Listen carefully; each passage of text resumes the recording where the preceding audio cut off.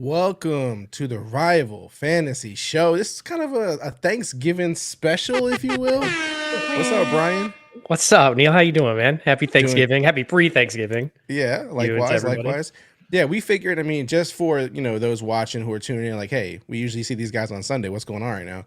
Basically, there's games that are happening, multiple games instead of just one off. Yeah. For Thursday, there's a game on Friday. So we figured at the very least, we'll hit those games today. If we get to Sunday, just depends on the flow of things. That's great. That's fine. If not, will we be here for Sunday? I don't know. Maybe I'll do a, spontaneous live. Who knows? We might be in a turkey coma still. It's hard to say. This is the weirdest weekend of the year. People are traveling. People are eating leftovers. Yeah. Like it's going out of style. So who knows what this weekend has in store? Yeah. If the audience asks for it, if they beg for it, if they call for it, if they hit us up about it, maybe which we know they will. We know Yeah. we know they want it. We know that Yeah. people love it. I just don't want to. I don't want to distract people while they're driving and stuff. Like driving home, and then they're watching us because they just see the thing pop up, notification, Rivals Live. So we'll see. We'll see what happens. We'll see how things go. Either way, we got a lot to get into with the Thursday preview. We can talk about the game on Friday. We'll see what else we get into, and of course, this is also an opportunity for us to talk about in-league betting, bingo, all that kind of stuff. And of course, let me actually share this screen really quick so that that's available to us. 1 second. Okay. That is Rival Fantasy. Yeah. That is who we are brought to you by. Rival Fantasy, the platform. You can go to rivalfantasy.com, or you can just download the app, whichever is easier for you, whichever you prefer.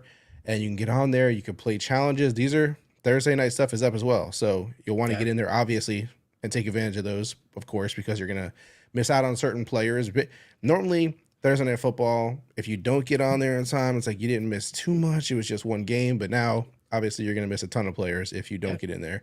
Yeah, it's a big week on Thursday. A lot of good games this week, too. Yeah. A lot of good players. So you want to make sure you get those challenges done. Make sure your bingo lineups have them. Because, you're gonna see a lot of guys grayed out by the time Saturday rolls around. Exactly. And then, of course, you got your fantasy bingo, which I haven't created any cards yet for fantasy bingo, so we could do one of those. We gotta do the weekly live stream card and see if we cash, right? Exactly. And then, of course, if you do have a league on Rival, get on there, set your damn lineups. I was just trying to, kind of going through them really quick for myself to make sure that I had everything kind of set. So yeah, the news is, Neil, it's Wednesday. We're here to help the people for tomorrow. We're not doing this last minute. People aren't eating their cinnamon rolls and watching the parade, setting their lineups, man. Like, we're here. Get it done tonight before you go out to the hometown bar. Get it done right now before you have to deal with all the family stuff, people coming over. Set your lineups. We're here to help. That's the whole point. Are cinnamon rolls a Thanksgiving thing? Yeah, man. Cinnamon rolls morning of Thanksgiving. Oh yeah. You do a cinnamon roll, you do a mimosa, you have a little fun, start off the day right, and then you go right into Thanksgiving dinner. I've been missing out on that, man. I haven't been doing the cinnamon rolls, so cannot recommend it enough. Definitely got to tap into that and try that out. All right. So let's go ahead, get straight into this Thursday preview.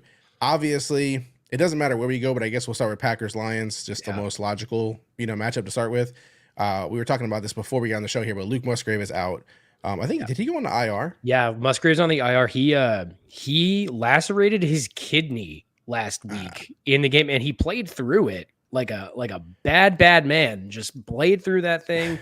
But then he went to the hospital the next day, and he's been under observation. It sounds like he's fine. It sounds like he's going to make a full recovery, no complications. But he's now on the IR for 4 weeks. So just as he was coming on, which really sucks, he was really starting to be like a viable streaming tight end option, and now he's going to be on the shelf for a little bit. Yeah, that sucks for sure. So I definitely have to adjust some lineups because I do have him out there. Yeah. So I mean, that's the big injury coming out of that game. I don't think anyone else is really. And Aaron Jones. Aaron Jones has that sprained MCL, so they say he's week to week. You can almost guarantee he's not going to play tomorrow. Yeah.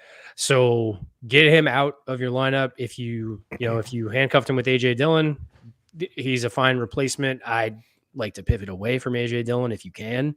I got Kyren back this week, so I am absolutely starting Kyren over AJ Dillon in one of my leagues. But Yeah, those are the big. The Packers are beat up right now. The Packers are really getting hurt, and it's showing in fantasy with your options now for that team. Yeah, it's tough, man. I'm not crazy about AJ Dillon. Like I always give him a chance, and like whenever Aaron Jones is out, I'm always like, all right, this is definitely gonna, go well. This is, This is the time. Yeah, this is this his is the week. time. And then I feel like it doesn't Never. ever happen. And then when he does have his big weeks, it just seems to be kind of like random when Aaron Jones is playing. So it's like, Yeah, I'm he'll not always gonna be like break that. off big runs, and he's kind of got that Derrick Henry thing where it's the when it gets colder, AJ Dillon starts to be the main guy because he's not as much of a pass catcher. But I think I said it earlier this year. I just don't have a lot of faith in AJ Dillon like at large. So he's like a low end running back too for me at best this week, even with Jones out. Yeah, yeah, he's not exciting at all, man. It just is what it is. Um, so then if Aaron Jones is out and AJ Dillon we're not too hot on, are you more excited than about the wide receivers going on there? I mean, Luke Musgrave's out, so I mean, like, are you like a Romeo Dobbs like all in, or are you like the whole team's beat up? Yeah. Like I'm good.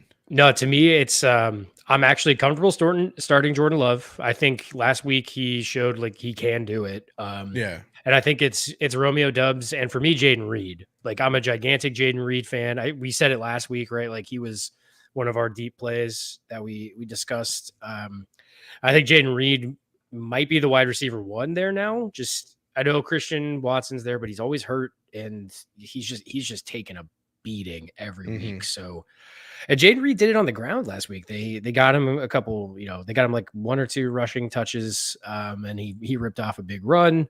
So yeah, I like Jaden Reed this week. If you need a kind of like that upside flex play, he's nice. He's nice this week, especially yeah, against the Lions. The Lions have like an okay defense, kind of middle of the road, but they've shown some cracks, and you have to keep up the Lions. Like that's a divisional game, and there's going to probably be a lot of points yeah. in that Keeping up matchup. is one of the big things. And then if you just look back at like the Lions games, like there's not really a game where a wide receiver or two didn't go off, like or have a really good Right. game. So like, I mean, minus my Raiders, of course, they were Of course. terrible. But other than that, like I mean, most games, if you look back at the track record, like they wide receivers go off, like Yeah. regardless of who the quarterback is, regardless whatever. So you could expect Dobbs to be busy, Reed to be busy, even Watson, Yeah. should have a pretty decent game. He's been getting involved. So there's just that's gonna be an all wide receiver Jordan Love kind of game, I think. I think so too. And then from the Lions, nothing really changes. Like you trust all No. the all the usual names. Yep. Yep. It's Amon Ra, it's Montgomery, it's Gibbs. And I mean you can start Goff too, I think Yeah, is Goff's definitely still I know he had kind of a not inspiring week last week, but I would still I'm happy starting Goff if you have to start him on a Thursday. So yeah. And one of my favorite things about the Detroit Lions is that now that Gibbs and Montgomery are both going, they're both actually effective. So yeah, like, everyone was always concerned that, Montgomery doing good means Gibbs can't, or Gibbs doing good means Montgomery can't. I mean, they're both doing good together. So yeah. that's not a concern to have either. No. This feels now like what the Lions wanted to happen last year with DeAndre Swift and Jamal Williams, right? Like that Thunder Lightning sort of mix up. It's similar to when Eckler came into the league and Melvin Gordon was in front of him with the Yep. Chargers, right? Like those guys, you have Gibbs, who's a great between the 20s guy. He can rip off a long touchdown. And then Montgomery's the bruiser. And he's going to get 15 carries with many of them being in the red zone. Yeah. Yeah. So, I mean, to me, I feel like this is one of the more cut and dry games. I don't know if Yeah. you see it that way as well. Like, there's not a lot of, there's not going to be a lot of decision making for me where it's like, I'm not sure. I'm kind of iffy on this one. Like, the players involved in this one, I'm pretty set on. Like, I don't really have too many questions or concerns. Unlike like the game after that we could talk about also is Yeah. Commanders and Cowboys. That game, I'm kind of iffy on a lot of players. Yeah, that one's going to be interesting. But yeah, I think just to put a bow on it with the Packers and the Lions, I'm not like going to stream either defense this week. Mhm. Probably pivot off of them if you Yeah. can. But yeah, just everyone we've talked about, it's kind of status quo for these guys for sure. Yeah, that's a pretty pretty standard one. So that one we're not I don't think we need to dive too much into. If we get questions, certainly we can go back to Yeah. it, but I don't think it's too crazy. The Commanders Cowboys, now that one's more interesting for me as a guy who, is a big fan of Howell. We haven't seen Howell play Dallas yet. He actually plays them 2 more times to finish out the season, of course, but Yeah. we haven't seen him go against that defense yet. So that'll be interesting. We know he kind of struggles against, pressure when there's a lot of pressure coming, and the Cowboys are good at that. So for me, this is one of the bigger things because I have a lot of, whether it's Howell, McLaurin, Logan Thomas, Dotson, the running backs. Like I have a lot invested in the Commanders offense for some reason. Yeah. Not so much in the Cowboys. I don't know why I'm always a little iffy on them, but just in general, like this game brings me a lot of concern. Is there a player I know we talked about last week for you had Brian Robinson, Yep. as a tough decision for you with Derrick Henry. Is this a week where you feel confident with your Brian Robinson, or now is this a little bit different for you with the Cowboys? I think Brian Robinson is probably the one I have the most confidence in on the Commanders. I will start Brian Robinson. I still think he's a back end RB1 even against the Cowboys Gotcha. defense. I'm getting concerned. Like you can't start Jahan Dotson right now. You cannot start him. Too in my inconsistent. opinion. It's like yes, he's got the boom bust, but like you didn't draft him to be that dart throw like flex No. play. You drafted him probably to be your wide receiver 2, maybe wide receiver 3, right? Like Yeah. depending on what your draft strategy was. So he's hurting you right now. I'm not starting him. I'm benching him everywhere. McLaurin, kind of the same thing, right? Like it's been really inconsistent. Sam Howell just kind of takes a different approach each week. Seemingly, you don't really know what the game plan is. Yeah. I don't think Ron Rivera knows what the game plan is, to be frank. So, I mean, I think you can start Howell. I think you can in a pinch. I would try to pivot off of him because you probably didn't start the season with him as your QB1, right? So Right. if I'm probably going to pivot away from him if you can. I'll start McLaurin if I have to, but I would like to pivot off of him too. But Brian Robinson to me is a smash start. Logan Thomas, I don't know. I'm a little concerned about Logan Thomas. What do you think, Neil? I mean, I have him in a lot of places, and I've been kind of rolling with him just because, like we said, all this upside in this offense. He's been kind of like, and again, it's weird because it is a tight end position, so I have a little less expectation, I guess you could say. I know that for me, I look at which which tight end can score a touchdown. If he can score a touchdown, he's probably top 10 that week. And, Logan Thomas always feels kind of good for me in that range, but he's just been kind of like, 9 points, like very like, if he's not a huge week, it's been kind of like low, right? Like it's either double digits or it's kind of low. Going into this though, I actually feel more confident in him. It's not like he's not my confusion with this offense. It's more the McLaurin Dotson thing. Like, because when we're talking about it, like Dotson the last few weeks has had some good games, right? Like he's had a 1 dud where he didn't do anything against Seattle, I think it was. But other than that, like 11 points last week, 16 the week before that, 24 the week before that. So like he has some good weeks. And then when we talk about McLaurin, who you're right, I do trust him more every single week. I don't really question starting him. But then for him, the last few weeks, 9-something points, 7 points, so 12 points. So like the 2 guys that I really trusted a lot are kind of letting me down. Logan Thomas, I don't care so much about because it's tight end. And it's like, what are my other options? I mean, they're usually not that great. So I don't usually worry about it. But with McLaurin and Dotson, if I had them in my lineup, I can definitely, switch them out with a guy who's actually reasonable. You know what I mean? Yeah. Logan Thomas is not usually the option for me. Because if you think about it, like since you said that you trust McLaurin more, and I don't know, I'm assuming that's mostly because he's like the starter, the number 1. Yeah. If you switch Dotson for McLaurin in their team, like would it change for you? You know what I mean? Or you just think McLaurin's more steady? I think McLaurin is just more steady. Dotson's, again, he's one of those like field stretchers. So he has had better weeks recently. You're right. But it is inconsistent. But McLaurin is hurting you. So I guess it becomes a question of, is McLaurin going to be the guy who's kind of taking those like short to mid range throws to, this week? So that way he bails Howell out. Is he going to be the guy? Like who's bailing Howell out against that Cowboys front, because he's going to be under pressure constantly tomorrow. Yeah. Let me ask you it this way, because I have been starting McLaurin a lot and I feel like it is hurting me sometimes. Yeah. We just talked about Reed a second ago. Would you start Reed over McLaurin? This is where I'm at. Like kind of, in terms of production, the last 2 weeks, he's outperformed him. And then we just talked about all the difficulties in that offense and the fact that they're going to need to get, guys like Reed going. McLaurin, on the other hand, is the number 1 for the Commanders. He's going against a tough defense, but he hasn't had a lot of production the last 2 weeks. So like these are the kind of things I'm thinking of. Like at this point in the season, do you start taking those risks? Do you stop? Do you start weaning off the studs a little bit? Even kind of like how you were with Derrick Henry last week and you started Brian Robinson over him. Yeah. It's kind of like we got to get to that point where we start transitioning out of these guys who we came into the season with this set, mentality on them, and they're not really necessarily always holding up to that. Yeah. So with the Reed question specifically, I don't know if I'm brave enough to do that. But I do understand, like, we are at the point you got to start going for wins, and you have to like make sure you're winning your tiebreakers, whether that's point differential or, head-to-head matchups and head-to-head records and things like that going into playoffs. So, as long as Terry McLaurin is not your wide receiver one, like I'm not starting Reed over him if that's your roster construction. Right. But if he's your wide receiver two, I think I might start Reed over McLaurin this week. It is getting a little cute, and I know it's ballsy to say that out loud, but I think I would at this point. I've seen enough from Jaden Reed now. But on the flip side, the Cowboys have a knack for not showing up to games that they are quote unquote supposed to win. Right. Yeah. You saw it when they played the Cardinals. They fall into the trap games pretty often. So I see this as like, when you start McLaurin in a divisional game on Thanksgiving, like the bright lights, Terry McLaurin does tend to perform. So I think I would start McLaurin. I would bench Jahan Dotson. And just kind of take that one on the chin. Like if McLaurin doesn't perform, okay, this is kind of his last chance, but I think you got to see him do it in a big game. And again, like we've seen the Commanders do well in these really tough matchups.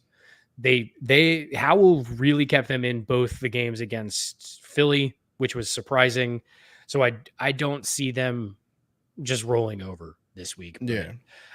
So no, to answer your question, I don't think I would start Jaden Reed over Terry McLaurin in a vacuum. I'll probably still go with McLaurin and accept my fate at whatever that may be. All right. So, all right. So we see there's some, hesitation with the Washington side of the thing. On the Cowboys side, I mean, pretty much everything's all go, right? I mean, CeeDee Lamb, Jake Ferguson, Tony Pollard, Dak Prescott. Is there any concerns on this team at all for you? Or is there someone who's on like the borderline? Is it like a Brandon Cook kind of thing? Like, is there anyone who is on the fringe here for you, or are you all go on Dallas? I mean, I'm still worried about Tony Pollard just because he's just not. I mean, last week was the easiest matchup he's going to have all season, and he's just not getting it done. Now, they did boat race. Was it the Panthers they played last week? Yeah. I mean, they were ahead the entire game. So that could be why, right? Yeah. I mean, he was still productive. But no, I think it's also Yeah, he was. I mean, he had a touchdown. He finally got into the end zone. So I'm hoping that continues because I think that was his first touchdown of the year. No, he had some in the first week. Did he? Okay. So I think so. It had been he had a stretch where he just had not scored. Yeah. So it'd been so long I'd forgotten. But it's. I think, it's all systems go. You start Ferguson, you start CeeDee Lamb, you start Dak, you start Pollard. And I think you can flex Brandon Cooks. If you're in dire straits and you have a lot of injuries that you're trying to combat, I think Brandon Cooks is a fine play. I'm not confident enough in Michael Gallup. I'm not going to start Rico Dowdle, as a deep league flex. So I think it's just kind of status quo for the Cowboys. Yeah, no, I agree with you on that. We got some questions here in the chat. We're just going to, I guess, go back and forth. We'll go from questions to stuff that's going on here. So let's bring these questions up. Bronson, I hope I'm saying your name right. Thank you for watching. Thank you for tuning in. Hopefully you're subscribed. Hopefully you like the episode. Let's get to some of your questions, Bronson. Trade T-Law and Kincaid for Josh Allen. That's an interesting one. So he's trying to upgrade at quarterback. Okay, yeah. Do we have any more context? I think he may have dropped in the chat. Oh, let's some context for this. It's a 2 QB, 2 tight end league. My other tight ends are Logan Thomas, Isaiah Likely, and Taysom Hill. My other QB is Purdy. Okay. I traded for Joe Burrow a couple weeks ago, but but that's kind of done now. That's nothing you can do about that. Yeah. So in a 2 QB league, trading T-Law and Kincaid for Josh Allen. And so can you go back to what his tight ends are? Logan Thomas, Likely, and Taysom Hill. Okay. I think I would.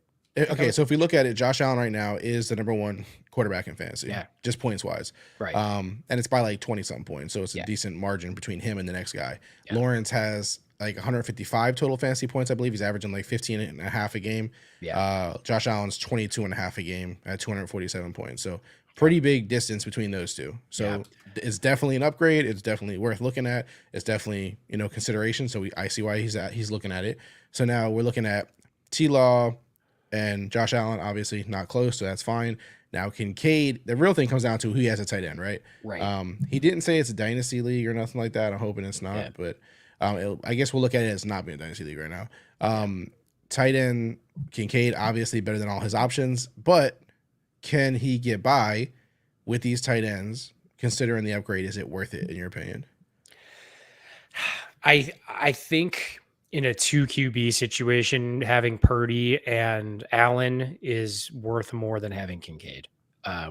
So I would do it. I do think this is selling high on T-Law. I think it's the right approach with Lawrence. Like he had his best game of the year last season or last week rather. So I think you're moving him at the right time. I mean, if you can try to trade Likely instead of Kincaid, just given Likely falling into that role with Andrews out, I would maybe counter with that. Because I'm a Dalton Kincaid fanboy. I think he's just a stud out there, and that stack would be really nice for you to have. Some more context here. He said it's redraft. Okay. So that helps it a lot. Okay. That helps a lot. He said Dawson Knox is coming back next week, I think, or after the bye, so that might bring down Kincaid a bit, or maybe not. Yeah. Yeah, I'm not as worried about. I think there may be some touchdown upside for Dawson Knox, but I think Kincaid has kind of cemented the tight end 1 spot in that offense. I think Knox is gone once his contract is up. So yeah, I don't know, Neil. I'm still reeling over this. What do you think? I think I would do it. I would do it. Because we were talking about Logan Thomas earlier. He's one of his tight ends. Yep. We talked about Likely last week that he is going to be coming in and filling in for Mark Andrews. So I think you got the upside play at tight end in case he does, take off. Yeah. Then you got Taysom Hill, who's definitely been starter worthy. You know what I mean? Hit or miss, but he's been starter worthy. But I think for me, Logan Thomas is close enough to Kincaid where I feel like it's not too big of a drop if I'm starting Logan Thomas every week. Like if you look at it, I know, they've been different in the games and stuff, but 10.5 points is the points per game for Kincaid this year so far. And for Logan Thomas, it is 9.8. So it's pretty close. Yeah, that is pretty close. Yeah. So obviously Thomas has the injury concerns always. It feels like it's always kind of looming over you, but I think they're close enough where you can he has a lot of tight ends, right? And he has a lot of different style tight ends and high upside, consistent tight ends, different levels of tight ends. So I'm cool with this. It's a 2 tight end league. So I'm okay with starting Logan Thomas and Isaiah Likely or Logan Thomas and Taysom Hill and, risking that for the upgrade to get the best quarterback in football in a 2 QB league. I mean, by points. He's no Jalen Hurts, but I'm just kidding. I know by points, Josh Allen's still doing better. Yeah, I agree with you, Neil. I think Bronson, you've got a fine stable of tight ends. So yeah, I'd pull the trigger on it. If you can move Likely instead of Kincaid, cool, just for the stack, because I like having stacks. But otherwise I would do it. For sure. When it comes to trades, and I always say this is like a caveat for me, I always push back. I never ever accept the first offer. Never accept the first offer. Exactly. No. So I will never do that because I never believe anyone presents you their best offer first. Yeah. So you can definitely push back with Logan Thomas or Likely, or try to sell Likely's upside to him. After they lost Mark Andrews, kind of use those things. Push that. What you just said, how Thomas is half a point behind Kincaid in points per game, right? That's a great argument. And Thomas has played and started more games than Kincaid this season. So and it's not like you can make an argument he's better and more consistent. Yeah. And you're clearly not selling to the Bills fan because he's trading you Josh Allen. So he's not committed to the Bills necessarily. So it's worth a shot. It's worth the push of, trying to push back a little bit. That's what I always do. It's my preferred, way to do this. Let us know how it goes, Bronson, if you pull the trigger on it. I don't know if you're offering this or if they're offering it to you, but would love to know how this plays out for you. But I think it's going to be a good trade if you can get that done. Sucks about the Joe Burrow situation, but I like that he can kind of try to regroup and kind of still get past it. Yep. You just Because gotta some people that adapt. happens to. Yeah, some people they lose Joe Burrow after just trading for him, and they're like, I'm done, man. Forget Yeah. this. That's tough. But I mean, that's yeah, a bad beat, but obviously he's in good enough shape to be warranting this move anyway. So yeah. go for it. Good question though, man. Full send. Next one from Rafael Rivera, half point PPR trade Hurts, Kincaid, Olave, and Saquon. Well, that's a huge trade. For CMC, Cup, and Pittman, my team will be Kyler, Brees, CMC, Montgomery, Pacheco, A-Chain, CD, Cup, Puka, London, Pittman, McBride. He said his is also redraft, by the way. Okay. To give us a little context. Appreciate so that again, context. so this is a lot. Yeah. Okay. So you get, I'm going to write it down because I can't, you get CMC, Cooper Cup, and Pittman. So I'm just going to say this right now with Cup's injury, you're basically trading 4 for 2, right? Like I understand Cooper Cup is Cooper Cup, but I don't know. He keeps re-aggravating the ankle, right? And I'm worried that there's going to come a point if the Rams are completely out of it and he aggravates it at all again, they're going to shut him down for the year. Yeah. So I guess the question is, are you willing to, like, what's your risk tolerance? Because you are getting CMC, you're getting the best player in fantasy football, right? But I will say you're overpaying. Like, I know it's tough to say that because you're giving up, a running back who just went for like 25, 30 points last week in Saquon. And Hurts is what, the QB like 2 or 3 on the season, probably something like that. So I don't know if I would do this. I think your team is better with, you have Brees, Montgomery, and Saquon. Like, how much of an upgrade is CMC over Saquon and Brees? I don't know. Like, I know you still have Brees, but I don't know. I don't think I would do this one. I don't think the accessory pieces are enough to justify what you're giving up, especially with Hurts. Yeah. I mean, this is like a many-folded question here because I'm assuming it's one quarterback league, right? So you have Kyler still, so you feel good about that because Kyler's been playing well, and he's going to play well the rest of the season. He seems healthy. I don't know. You're obviously not. Are you? Do you think Kyler is Jalen Hurts in terms of like their potential fantasy output? Like, how far off in your mind are they? I think they're far. I think there's a pretty decent gap just because of the supporting cast. I much prefer Devonta Smith and AJ Brown to Hollywood and Rondale Moore. Yeah. Right. Like, so I think that hurts it. But I mean, like, Kyler's still going to be comparable as far as points. So you are trading from a position of strength, and I know Rafael just saw that you posted in the chat too, how you'd have Puka too. So you will always have the wide receiver 1. And this is a rare occurrence where, you want to, I don't know if we're still saying handcuff anymore, but like handcuffing Cooper Kupp, like it's a rare wide receiver handcuff occurrence that does make sense. And I mean, again, CMC is the best player in fantasy football. So like I said, you're overpaying, but if you feel comfortable with it, Hurts to Kyler, not the biggest disparity. McBride to Kincaid, like pretty fine. You have the Kyler McBride stack, which is nice. So my only thing is like, okay, so I get the whole, I have Puka, so I don't necessarily have to have Cup. Like I have too much depth or whatever, but I don't know. It's like this fine line where it's like, you shouldn't pay more because you have depth and because you have, the 2 players in the same offense that are both really good. You shouldn't pay more for that. Like for me, Kincaid being in the trade, like I guess it's a little weird, but if it's just one tight end at McBride is fine. Pittman and Olave kind of the same, right? I mean, I think they've been playing pretty even this season. Yeah, I mean, Olave's got more upside. Especially if Jameis ends up starting at any point again or playing at any point again. But yeah, I guess so far their production has been roughly the same. Yeah. Yeah, I think they've been pretty similar this year, if I recall. I want to double check. But then so it really comes down to CMC, Hurts, and Saquon. So yeah, so let's boil it down to that. If we just remove the other piece of the equation, like Hurts and Saquon for CMC. Yeah, I would do it. I mean, you have Kyler, you're fine at the quarterback position. It's the Olave, it's like the Cup and Pittman thing that's tripping me up because I'm concerned about Cooper Kupp and Pittman's like a throw-in, So yeah. But you're getting the best player in the You're getting the best player in the overall deal. it's one quarterback league, so it takes Hurts down a little bit for me in that way because, like, quarterbacks just aren't as needed. One tight end, so again, Kincaid doesn't matter as much to me. You have McBride, and I understand like wanting to consolidate this, right? Like you're Yeah. making the playoff run, you want to consolidate your team, so I get it. You get CMC, he's the best player in the whole deal.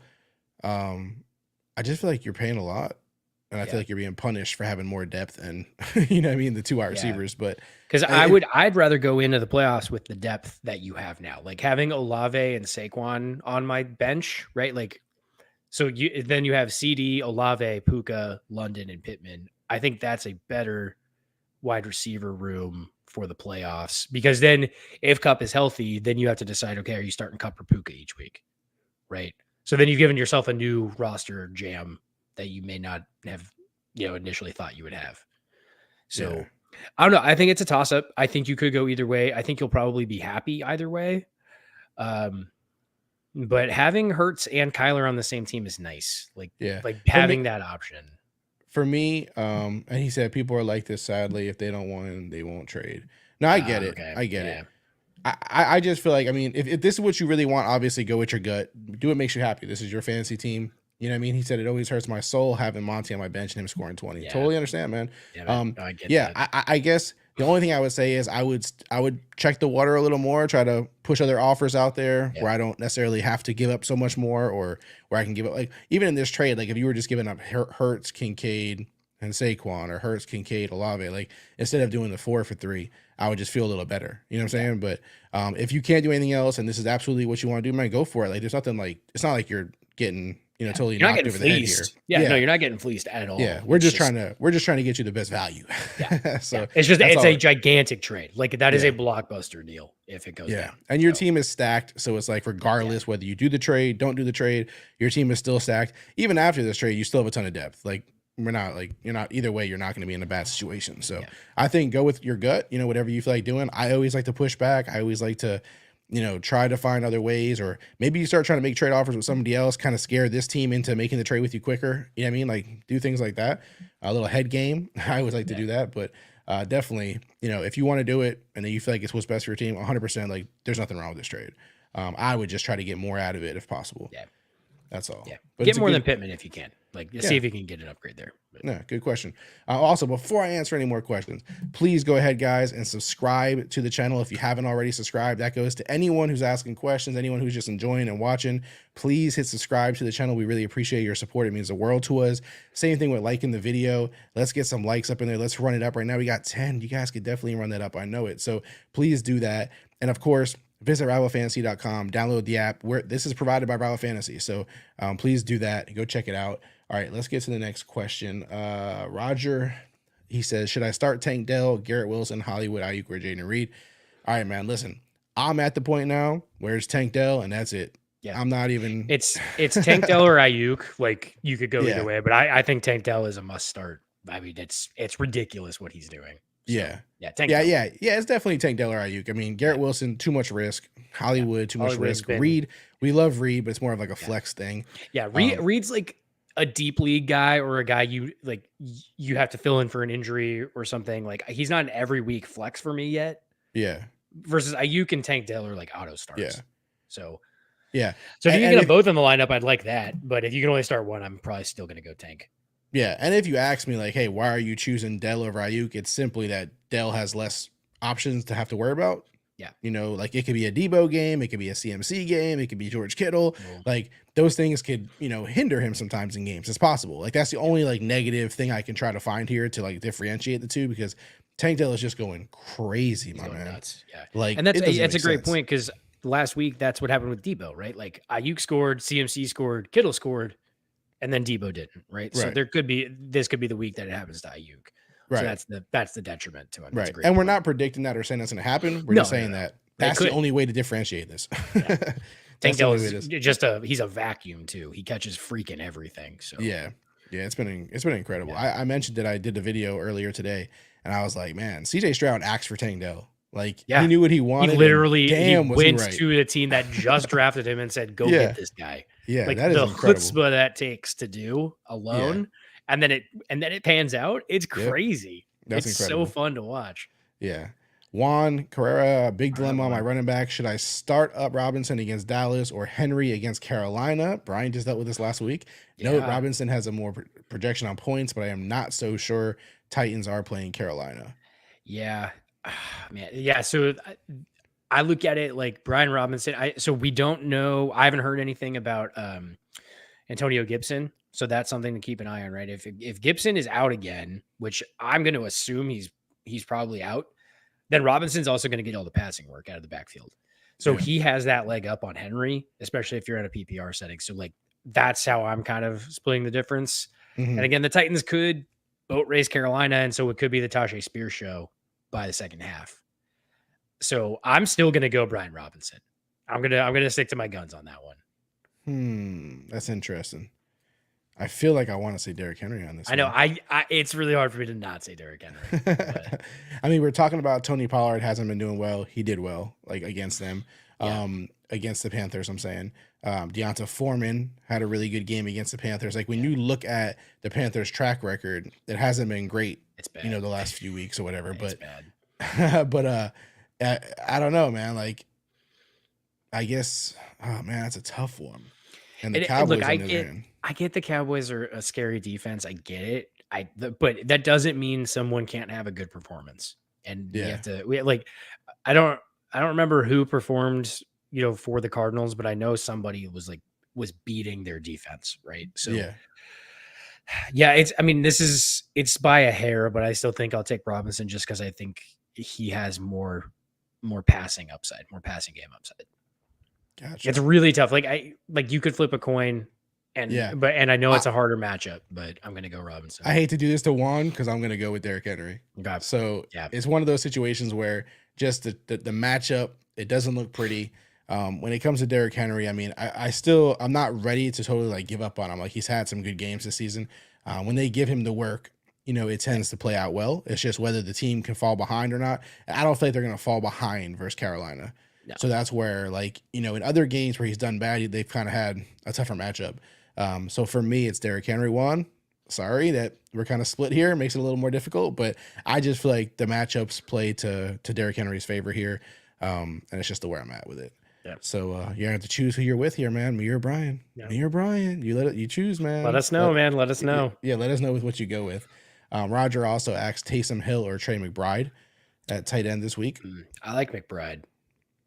I'm gonna go with McBride. Yeah, I think I will too. Atlanta's a fun matchup, but McBride's just more consistent. So I mean, and look, there's a world where if I don't think it's gonna happen, I think Carr is healthy, but if Jameis starts, that changes everything for Taysom Hill. I'm just holding out hope that they're gonna bench Derek Carr and let Jameis just huck the rock. Yeah. And then, Taysom Hill might get some work, but I think McBride is very obviously still Kyler's favorite target. It's McBride and then Rondale Moore are the top two options. So give me McBride. Yeah, I'm McBride as well, just for the consistency, the safe bet. Clearly, if you want to go upside Roger, you want to get crazy, Taysom has that, but I just rather not risk it at this point in the season. I'm just trying to get them easy W's. So I would go with Trey McBride in this case. George, play 01, need 2 wide receivers and a flex non-PPR. Okay. Kupp, Waddle, Olave, Dell, Deontay, Charbonnet, and Warren. Wow. That's a heck of a team, man. I think I'm going to go Waddle, Olave, and Dell. I think you could. So the rub with Waddle is they're playing the Jets, and the Jets are not very good right now, but their defense is. So like there's a world where they don't need Jalen Waddle, but there's also a world where the Jets keep it close enough that Tua's got to throw a lot. Charbonnet and Warren are great options, but they also have much more PPR appeal. Yeah. So in a standard league, I want to go, but then they could both fall in the end zone. So like Dell is for sure. Yeah, Dell is for sure. I think for me it's Dell, Olave, and Warren maybe. Warren. Yeah, I don't know. Charbonnet is interested because we said that what's his name is out for sure. Yeah, Kenneth Walker is listed as doubtful, so that means most likely you can pop a bottle of Charbonnet and call it a day. Yeah, I'm gonna stick with Dell Olave and Warren though. It's crazy Warren, to say yeah, Cup, but no Cup. You know what I mean? It feels yeah. weird, but he's just not, man. Like, Well, and he's I mean, yeah, he might play, but he's gonna be banged up. He's yeah, coming off an ankle injury last week, so yeah, give him a week to get right. Waddle, like, it's so weird to bench Jalen Waddle, but I like Olave this week. I like Dell this week, and I think you could flip a coin between Charbonnet and Warren because they're both the RB1 on their team. yeah, So, yes, I do, and I do genuinely believe Jalen Warren has overtaken Najee now. So, yeah, so what is it? But then Charbonnet's playing the 49ers. So actually I'll take Warren. I'll take Warren okay, because of the matchup. yeah. Yeah, for me it's Warren. Like I even mentioned in the video earlier again today, Warren, like he did well against Cleveland, even who, you know, has been icing out running backs. Even Najee Harris couldn't do anything, but Jalen Warren, sure as time, man, had a great game. So it's like I don't want to bet against that right now. He's got the hot hand. He's feeling good. The team is feeding him. I'll take it. You know what I mean? Yep. So that's where I'll go. And he's doing it on limited carries too, which is nice Yeah. to see.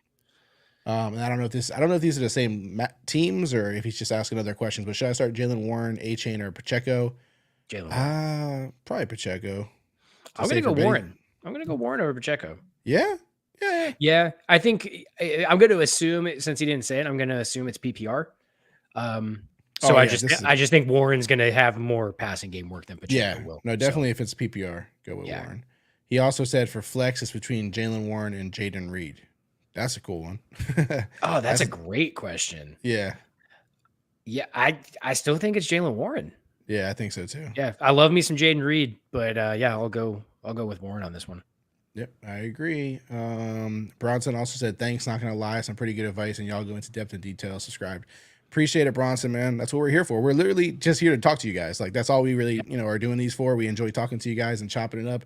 It's a lot of fun to us. And that's why we love when the questions start coming in. You guys start chopping it up with each other in the comments. Like it's a lot of fun. So we appreciate the subscription. Hopefully everyone in here who's asking questions has subscribed. Again, I know it takes 2 seconds. It's nothing for you, but it means a lot to us. And of course, like the video. If you haven't liked it, please like it. It means a lot to us as well. All right, let's see. There's a lot of questions. I've been kind of jumping around here, so I gotta find the next one that was actually for us. Joe says, hey guys, looking for a running back. Should I trade Cup for Henry? No. I would not do that. I feel like you should be able to get more for him. Yeah. You know what I mean? Like you should be able to convince someone else. I think at that point that's a name value trade on both sides, right? Like we still think Derrick Henry's Derrick Henry. He's a Hall of Famer, but like, he's been good, not great, and Cup is hurt. So like I would try to go get someone more close to like Joe Mixon for a Cooper Cup. I think that's probably the highest that you could get for him right now. But I think you can do better than Henry. No, I mean, I would try a lot of different things because there's going to be people out there who believe Cup is going to get healthy as the season goes on. He's going to go on fire. He's the best wide receiver in football. I would literally, Joe, I would just do this like a shotgun approach. I would put Cup in a bunch of trades. I would be like Cup for Rachaad White, Cup for Josh Jacobs, Cup for Gibbs, Cup for Kamara. I would just try all different things, especially if it's redraft. Like, who cares? I would just kind of spray it around and like go for it that way. I know you mentioned here you have more Chase, Pittman, Higgins, running backs, or Dylan, Aaron Jones, and H. Like you definitely need a running back upgrade. Yeah. So whether you choose to do it through Cup is up to you because all these guys are tradable. You have Chase and Higgins. If you could trade one of them, especially with the whole Burrow situation, I would love to see if you could get out of that. You know what I mean? I mean, you're probably gonna have to take a loss. Like you're not gonna get the same value now. But yeah, I think you got to go move one. I would move Chase just because he's got more name value and you could probably get more for him. You could probably get like a wide receiver 2 and a running back 2. Yeah, even if you try to get slick, man, like go get Jalen Warren. Yeah, go get Jaden Reed and like I don't know, Joe Mixon for Chase. Like I'd make that deal. I would trade like right now at this point Higgins if I can get like a Jerome Ford, if I can get a Kyron come back from injuries and interesting option, like Javonte Williams maybe. Like try to get in there and see if you can get someone else that's desperate for the other side. You can go get Josh Jacobs. Josh Jacobs had a really bad week, so someone might be trying to divest from him, right? Like go capitalize on these bad performances and also capitalize on these guys like we said earlier. Like if you got Trevor Lawrence, trade him now. This is the time to. How about the fact that you have Dylan and Jones also? Yeah, Jones is out this. What Jones if out this week? So you have one starting running back. Like Right. you have Dylan. A-Chain's Yeah. not going to play this week. No, and I He's don't just, know. he's not going to play. Right. And if this is all you have, you're stuck with just Dylan. But if you have other guys and you're not mentioning them, I don't know if you're not mentioning other starting running backs, but if you have other ones, you can even pair up Dylan and Higgins for a running back type of thing. You know what I mean? Like, Yeah. oh, sell it right now. He's playing. He's a starter. Kind of try to sell it up a little bit. Yeah. You have a bunch of different options here, but you definitely have to upgrade a running back. I will say you could trade A-Chain. People are still super high on him. Yeah. And I know, like, and I said he's not going to play. He's probably not going to play this week. But I Yeah. also know they were playing it safe with him. He could have come back in week 11. But I would try to go capitalize on the A-Chain hype and go get like a decent package in return for him. And I gotta be honest, man, when it comes to players like that, where it's like they miss a bunch of time and then they come back and they immediately miss the game, I'm like, I'm probably good on that guy, man. Like, I don't want to deal with that. You know what I mean? It kind of reminds you of like the Deshaun Watson situation. Like he missed a bunch of weeks, comes back, it's immediately injured, and then, oh, we're done for the season. You know what I mean? Like Cooper Kupp last year when he re-aggravated the hammy and like, you know, like these guys, and you know, A-Chain's like a smaller dude who he's got a tinier frame. And we don't know if he can hold up for a full season. Obviously we haven't seen it yet because it's year one, but it is worrisome. It's a really good point. Yeah. So if you could package A-Chain and Chase or A-Chain and Higgins, or like try to get creative rather than give up Kupp, you know, who has more upside. Yeah. Even if go get like Saquon and a wide receiver 3 with A-Chain and Chase. Yeah, there's a bunch of different options. Have fun with it. You know, just shoot them all out there, all different things. Shoot them all out there. Don't be afraid. Tell the league, hey, I'm looking to, you know, move around, see what comes out your way. You never know. Yeah. So you definitely have a lot of weapons to try. You know what I mean? To try to move around. So no problem, man. Of course, Joe. We appreciate you, you know, for watching, for community, you know, dropping it in the chat. Again, subscribe so we can see you every week. Let us know if you do make the trade. Let us know, man. We might be here on Sunday, maybe. If not, you know, follow us on social, whatever. I'm curious, you know, how it plays out for you. So definitely let us know. 3960 AD, I think you're returning. I think we've seen you around here. Yeah, we saw you. We saw you on Sunday. We saw you. Welcome so we appreciate you for coming back. Tua or the astronaut? Okay, and so the Vikings are playing the Bears, right? On Monday night? Yeah, so it's Vikings versus the Bears defense or Tua versus the Jets. I'm going to say something that's probably not super popular. Josh Dobbs looked good, but he did not look great last week against the Broncos. He finally looked flustered. So I think, you know, this isn't me saying like he's not a startable asset, but I think it's just Tua. Like just start Tua. That's interesting. That's interesting, man. I mean, listen, I know it's a great question. First of all, it's the Pastronaut, but when it comes to this guy, right? I mean, like when we think about this right now, especially if we're talking about just week 12, right? Dobbs, like you said, is playing the Bears, who we know how that goes. Like that doesn't usually play out well for the Bears defense. So tons of upside here, right? Like Dobbs, even if you say Dobbs didn't have a great game last week, like he still scored 18 points. No, he still had a good fantasy performance. Yeah, so still pretty good. Looked a little less comfortable than he had so far this season. And then Tua also didn't look that great the last couple weeks, actually. I mean, he didn't play well against Kansas City. Didn't look, you know, like a monster against Raiders even though he has Tyreek, though, so it's always like an easy out for him to like have a decent game. But, I mean, in general, and playing the Jets defense, like, that's legit defense, man. Like, it's a great defense. No, I think I'm splitting the difference. I think I'm going Dobbs. Yeah, it's – I mean, it's a tough – I also, like, I am always – trying to get the points before the end of the week, right? Like I don't love my quarterback being a Monday night quarterback if I can help it. And I know that's just like a weird little quirk I have. That's a superstition about schedules. For you. It's a superstition because it's like I'm trying to go into Monday night knowing what my situation is as clearly as possible. And if it's like I got to depend on my quarterback to have a big week on Monday night, I'm always scared when that happens. So, but like you said, Tua's been struggling. Waddle has been kind of just like disappeared into the void recently. Like he's not having Jalen Waddle performances that we're used to seeing. Right. So, but the Dolphins, and they may find running room against the Jets. That's probably where they're going to have to beat them because that secondary is ridiculous. So I think you convinced me, Neil. I think, you know, again, and the Bears defense is just, the Bears are just bad, man. Like, woof. Yeah. So let's go with Josh Dobbs. Let's see what happens. Let's go. See what we did there. 3960. We convinced them, man. That's what's up. That is what's up. One more Yes, we question did here, it. sent in the comments. Irvin Sanchez, shout out to you, Irvin. Pick 3: Saquon, Pollard, Kyron, or Monty. Ooh, that's quite a dilemma there, my boy. Yeah, man. Okay, I'm gonna get spicy, dude. I I think know I'm what gonna you're gonna do. I know think what I'm you're gonna do. bench Pollard. I think I'm Oh, benching Tony Pollard. are you a crazy psychopath? Maybe I you am a are. little bit crazy, dude. I'm a little bit psycho, but I yeah, look, you can make the argument, hey, let's wait and see for Kyron, right? If you want to make sure that he makes it through a full game, i.e., Mhm. like what we saw from A-Chain last week, totally get that. Like, I'm firing him up this week because I saw enough before he got hurt that I'm not really concerned, and he's been on the shelf for like 6 weeks. Like, he's missed half the year, Yeah. so he's healthy. He's basically fresh legs. But you're starting Saquon and you're starting Montgomery, for sure. And I think you flip a coin on Pollard or Kyron, but I'm going to lean Kyron this week. Yeah, I'm going to do the opposite. I'm going to go Saquon, Pollard, Monty. I do want to see Kyron do it a little bit.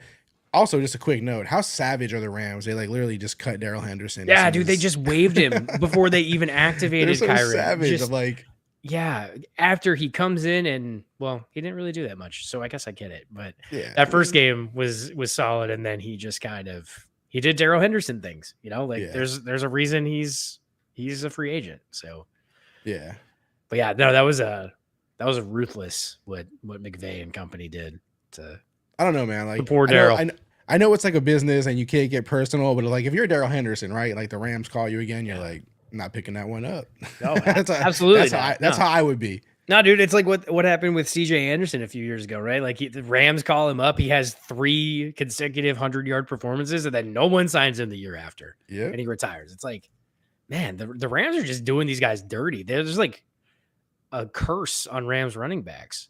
yeah, it's crazy how Because they. Cam Akers now his career's probably over. Yeah, potentially. Darrell Henderson might not get signed until 2024, and Kyron has been banged up, so we'll see what happens. But just keep an eye out for those Rams running backs. There's something going on in that backfield.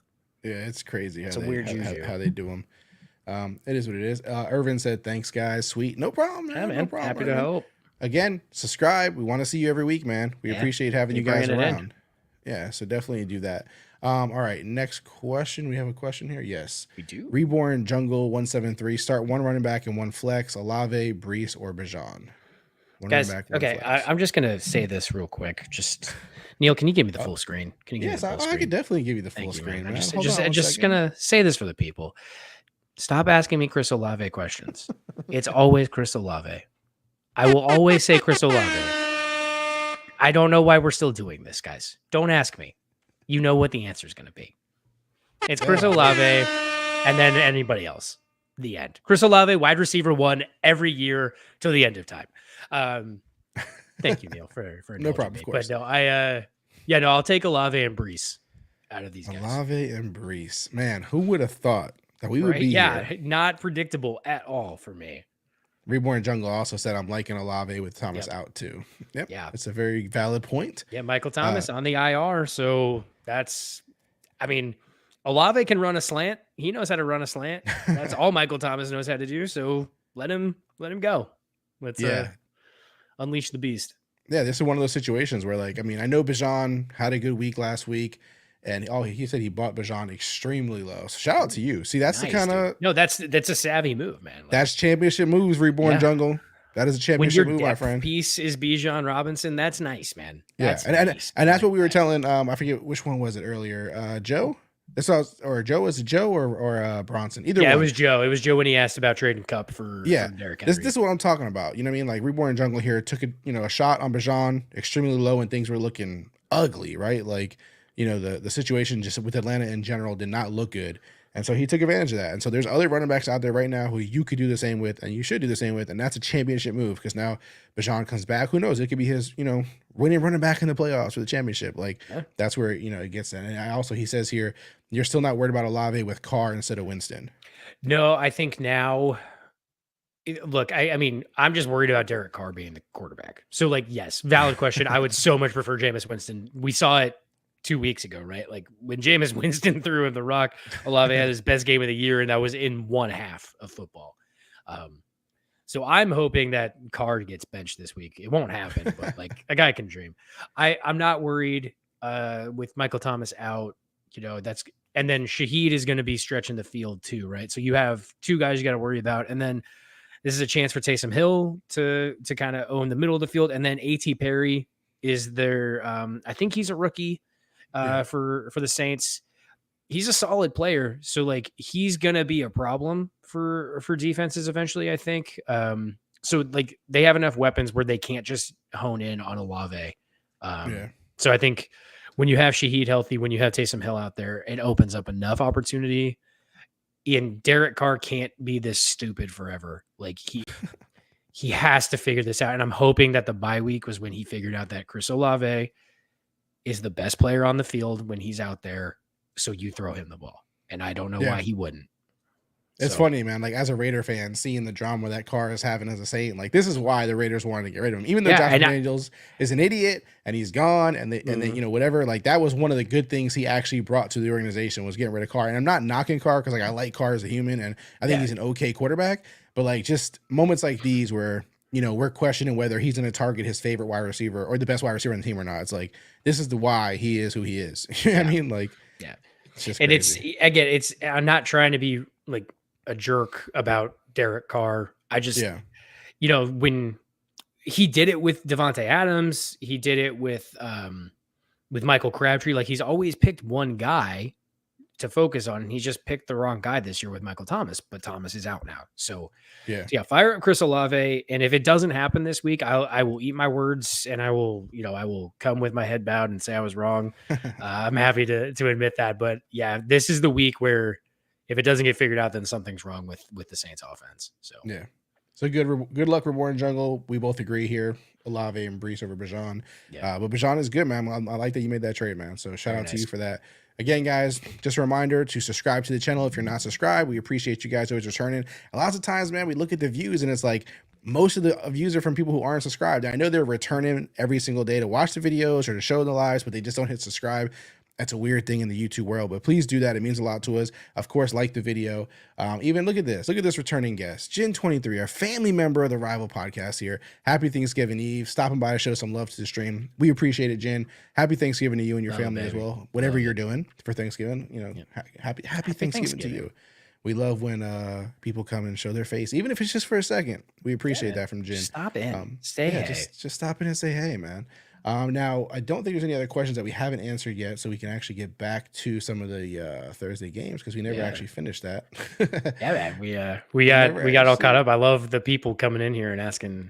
I will keep an eye on the chat. If you guys pop in questions, more certainly we're going to answer them, but just letting you guys know we're going to try to do some of this also over here. Also, I did do a poll for should we go live on Sunday still. 85% said yes, man. So I don't know. Man, I guess we'll have to show up, man. Neil, you're gonna have to fly solo, man. I'm gonna be traveling. That's so fine, Neil's doing solo dolo on Sunday if it's what the people want.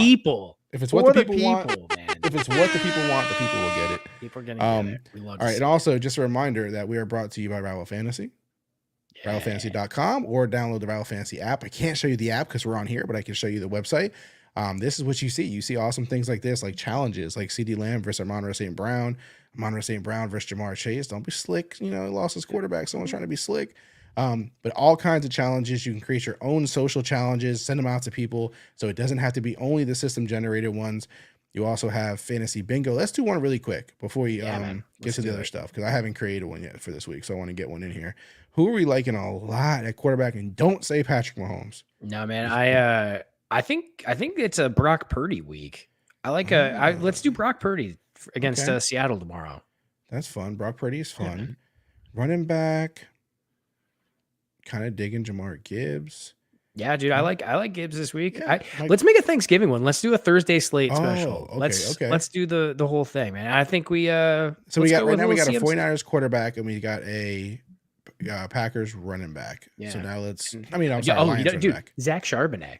Get some Charbonnet. Get it. Pop a bottle of Charbonnet. Let's put Charbonnet in there. Okay. We need a wide receiver. You want to go St. Brown? That's one of I them. like, yeah, dude. I like St. Brown, and I think maybe we do. Do we do a little Brandon Ayuk action?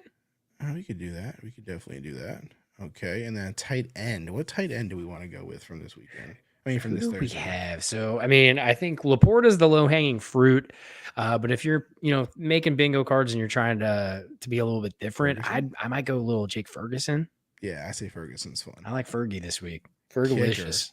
Which kicker are we gonna pick? Riley? Just Yeah, I mean, Riley Patterson is just super good at football. So let's just go with Riley. let's do it. And then we need a flex. Dude, do we do Jaden Reed? I think we do. Do we get a little Jaden Reed? We've been I think hyping we him do. up. We I think we do. gotta give the we do, man. people a little Jaden Reed love. I like that lineup, man. That's a nice looking That's bingo a fun card lineup. lineup. So we got Brock Purdy, Gibbs, Charbonnet, St. Brown, Ayuk, Ferguson, Patterson, Reed. Submit it. How many do I want to go with? I kind of want to go with 5 cards. Yeah, dude, that is a juicy little lineup there. I think we're gonna cash on that. I'm trying to win big, man.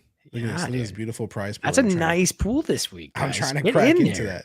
that. That's pretty good for early in the week. Like we haven't even gotten to Yeah. the weekend where this is going to fill up even more. But like for now, it's pretty good. Yeah, guys, you got to get in there, get a piece of the pie, get a piece of that prize pool every It's week. funny because that's what I love about bingo is like whatever that prize pool is now, I know it's not going to be when I win it. It could be like higher. yeah. So It's like I gonna keep like going. that. I like that, being there, that opportunity for it to be there.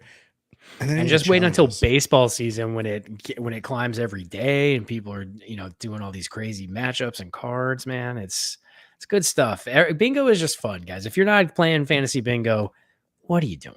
Get in. Like I kind of like I'm gonna take this one right here. Yeah, Jared dude. Goff Oh yeah, over Jared Dak. Goff. Yes, It's gonna be fun. Yeah, I mean Dak I has like been on that. fire, but yeah, I'm still gonna take the chance on it. Yeah, man, I like Goff tomorrow. I think I'm gonna take the full 5. Yeah, dude. So that's a fun Honestly, I would take Goff in that one too. I may take Goff over Austin Eckler this week. Yeah, man. Dude, Eckler looks your boy no. CJ Stroud. It's Stroud over everybody.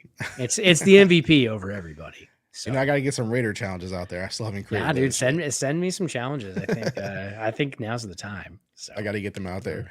All right, where did we leave off? We did Commanders and Cowboys, so we didn't do 49ers and Seahawks yet, right? yeah, so that's the night game tomorrow night. That's the post pie game. Yeah. So we got everybody. Walker, who we've talked about, is out. Yeah, right? Ken Walker's out. Gino is questionable. He's got a gimpy elbow, so we don't know. I assume he's going to try to gut it out. Because I honestly don't even know who the Seahawks back is. It Drew Lock? Is Drew Lock still the backup there? He is. Yeah. So, yikes. Let's hope it's Gino, please. And DK Metcalf is questionable, but he is just eternally Always questionable. He's always questionable. He is always questionable. It's like that's just where we're at. Who was it? Like during the Tom Brady era in New England, wasn't Tom Brady just like always questionable? I think so. Belichick just like always listed his guys as questionable, and that seems to be what they're doing with DK. So yeah, he's gonna play. It's DK Metcalf. You start him like he's the man. So he has 18 abs. So you start every single one of those abs. Yeah, definitely. You definitely do. So I think Charbonnet is the one that you're gonna hear a lot of questions about. People are gonna be kind of do I start him? Do I not? And it's obviously going to be very, your roster exclusive and, whether you do that or not. Because I don't think he's like a absolute must start type of thing, but definitely, especially against the Niners defense. Yeah. So it's more of matchup, your roster type build situation. So it's kind of hard to say like recommended must start or not, but he's definitely worthy of starting. And depending on your lineup construction, probably should be in there for you. Yeah. If you had to choose between like, let me just throw some names out at you and you tell me Charbonnet or that player. Charbonnet or James Conner? Charbonnet. Okay. Charbonnet or Gus Edwards? Gus. Ooh, okay. Charbonnet or Devin Singletary? That one's tough, man. That's tough. I think I'm going to go with Singletary just because we've seen him do it for a few weeks now, and that's a divisional game. Yeah, so Texans are playing the Jags, so I like that. One more. Let's go with Charbonnet or Jerome Ford. Charbonnet. Okay, all right. So you're kind of digging the Charbonnet. All right. Yeah, no, I like Charbonnet a lot this week, and I think that Ford question that's like the line. I think that's where you really decide. Like, yeah, you could go either way, and again, I think if he was playing pretty much any defense that wasn't the 49ers or the Ravens, I think it would be a much easier decision to put Charbonnet in. But Yeah, it's a tough matchup. It's a really it tough is. matchup, and he's a rookie. So he's a rookie who's not the starter. So Right. it's tough. Makes sense. Makes sense. Yeah. All right. So that was the big question with that. As far as 49ers, any concerns, any players that you're like, No, I mean, it's like we said earlier, it's tough just because that team is so stacked. It could be anyone's week. No, but I'm starting Debo everywhere I have him. I'm starting Ayuk everywhere I have him. You start Kittle. I mean, and yeah, I think we're at the point now. Brock Purdy is like an every week start. Like yeah. I know he had a few games where he was like iffy, but unless you have one of the better options, unless you have your Hurts, your Mahomes, your Allen, Yeah. your Herbert, I don't know many other quarterbacks I would start over Purdy right now. Gotcha. Yeah, that makes sense. What do you think? All How right. do you feel about Brock Purdy? I'm a fan. I'm a fan of his weapons. And I think he's a kind of a dog in the sense of like Baker Mayfield. You know what I'm saying? So Yeah. I'm a fan. Yeah. I mean, I think most weeks he's a safe play. I think he's in that Yeah. Trevor Do you think he's like a Lawrence. 250-2 guy this week? Like, or do you think that the Niners are just going to run away with this game? No. I think he's in the 20-point range. So whatever gets me there, I'm in that range. And then also really quick, from Dom here, do I start Dak over Hurts? Now, before you answer, Dak has been on fire. I mean, last week against Carolina, underrated defense, kind of. He had 16 points. But before that, 39, 28, 29, 25, on fire. And then we got Jalen Hurts, who just his overall team is amazing. He always pretty much scores over 20 points or 20 or more. So where are you at with this one? It's a really good question. Buffalo's defense is who Jalen Hurts is playing. Obviously, we know that they're not that great. Dak is playing Washington, who's also not that great. Don't really. Yeah, it's both defenses are good matchups for these quarterbacks. I don't know, man. I don't think I'm at the point I'm going to start Dak over Hurts. I have a hard time starting anybody over Hurts, honestly, unless you've got. Honestly, it's like Mahomes and Allen are the only ones I would probably consider starting over Hurts, I think. Gotcha. And it's close because I think Dak is a top 5 quarterback this week. But I think Hurts is a top 3 quarterback this week. So very close, but I'm still gonna go with Jalen Hurts here. Yeah. Nice duo to have. Too bad you're not in like a 2-quarterback league.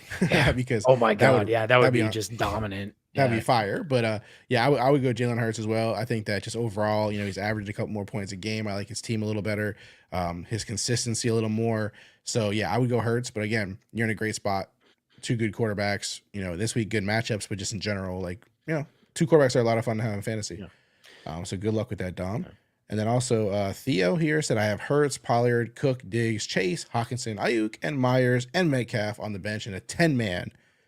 Should I trade Metcalf and Pollard for White?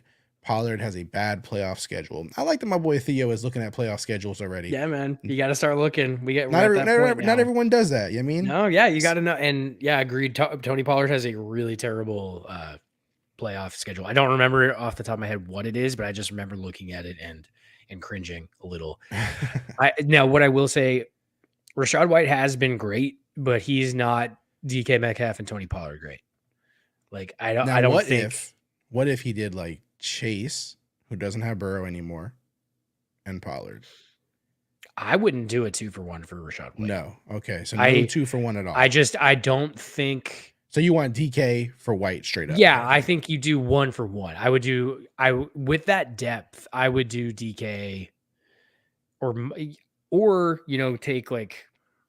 So you have what? So Cook is that James Cook? I'm assuming, or yeah, probably yeah. Right. So problem is you don't have a lot of running back depth, so I wouldn't move Pollard if you don't have to.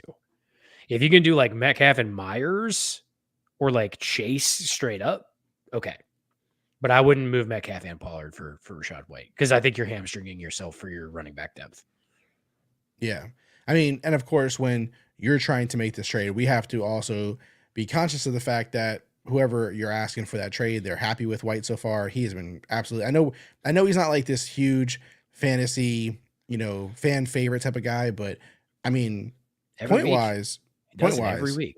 Every Yeah. week he's been great. You know what I mean? So Yeah, man. except like for 3 weeks of the year. So I mean, he's been really good, and there's no reason why that should stop necessarily. So I get wanting him. I get the person who has him if they're gonna trade him, not giving him up for something light. He does have, a decent schedule too coming up. So in that playoff range that you're talking about. So I get having to pay up a little bit, and I get having to kind of lose in the deal. I mean, it's a 10 man. You know what I mean? So Yeah. everyone's kind of got good teams. So if White is towards the back end of his running backs and he's more willing to trade him, I think that, I get you having to trade a little more maybe to get him, but I would try again to be crafty about it. Because Metcalf and Pollard are no like, scrubs. And No. when they're on, they're on. You know what I mean? Yeah. So you're giving up a lot potentially, like, because Metcalf or Pollard could technically have weeks like White on their own. Oh, yeah. You know what I'm saying? Exactly. So you have to try to find a way to kind of, be slick about it. Theo said, so chase for White straight up. If you could do it, I would do it. I would do it at this point. And I know it's like, look, Browning is probably going to be fine and Chase will probably be fine. But I think we said this Sunday, he's not going to return that like top 3 pick value the back half of the season. So get what you can. That's a playoff push. You still have Stephon Diggs and Brandon Ayuk and Diggs, Ayuk, and Metcalf as your top 3. If you can move Chase for that, I would do it. Yeah, especially because your running backs aren't as good. Like it just, you need and White. you just don't have a lot of depth. Like I would so much rather move a wide receiver that I know has the name value for that depth, for that consistency.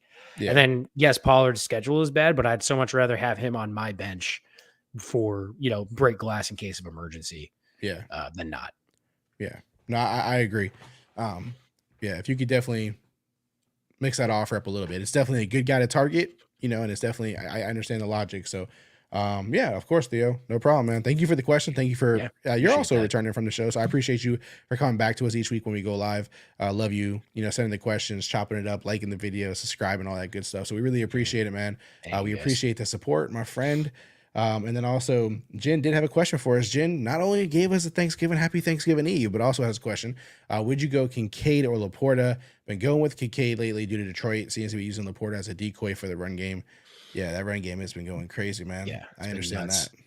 That's the Dan Campbell special right there. That's that knee biting offense. I think I think I would go Kincaid over Laporta. It's in a vacuum. I'd probably still go Laporta, but just with the, like you said, it's a great point. The utilization and how Detroit is using Laporta the last few games. Yeah, I think Kincaid just has a more defined role in that passing offense. Yeah, and there's a couple of other things. You could argue that Philly is a better matchup, so Kincaid has a better matchup potentially. Also, he's just been way more consistent. Laporta has been kind of down the last couple of weeks, and Kincaid hasn't really slowed down. And I just think that the Bills are in a position where they need Kincaid to score points. They need to score points. Their offense is high power. So I like it. Laporta, there's just a lot of different options there. Like you said, the running game has been eating like crazy because we talked about it earlier, Jen. Like Montgomery and Gibbs are having success together. Like it's not one or the other. So like they've both been RB1s, I think. Yeah, this team is supporting 2 RB1s. So they've been and a wide receiver one with Amon-Ra. So like there's only so many mouths you can feed. In that offense. Yeah, so it's no knock on Laporta. It's not to say Laporta isn't as good as Kincaid, but just Kincaid is needed more in his offense. It's just a fact, and the matchup is good. So why not keep riding that consistent hand? That's where I'm at with it. Yeah, that's good question. Now I would say if you can like go trade Laporta if you need, I would like this is a time where if you're trading from a position of strength, not a bad time. Or wait till he has a game. I know trade deadlines are probably coming up. Some have passed. But this might be a time where you try to move him in a package for like if you need a running back or a wide receiver. Right. As you make that push for the playoffs. Yeah. It definitely is a smart move to do. All right. So that is it for Jen. All right. We're all caught up on the questions. You guys have been sending a lot of questions. We appreciate it. All right. We did Packers, Lions. We did Commanders, Cowboys. We did 49ers, Seahawks. All we really have left is the Friday game. Let's talk about it because Sunday I might come back here for the wonderful rival fantasy community. So let's at least talk about Dolphins, Jets. Also, Jen said, not going to lie, been thinking of trading Laporta, LOL, just not sure who I can get for him. Look at your team, figure out which position you need the most, whether it's wide receiver, running back, whatever it is, and then try to be crafty about it. Like Laporta is, see who needs a tight end because I'm assuming you're in a one tight end league. So go find the team that just lost Mark Andrews. Yeah, find who lost Mark Andrews. Find out who has a hole that needs to be filled at tight end because they're going to want him the most. Yep. A team that's in playoff contention, maybe, and then just try to be smart about it. Like you don't have to go Laporta straight up for their ace. You know what I mean? Just be crafty. Like we just talked about. What's his name? Brian Bajan earlier. Reborn Jungle.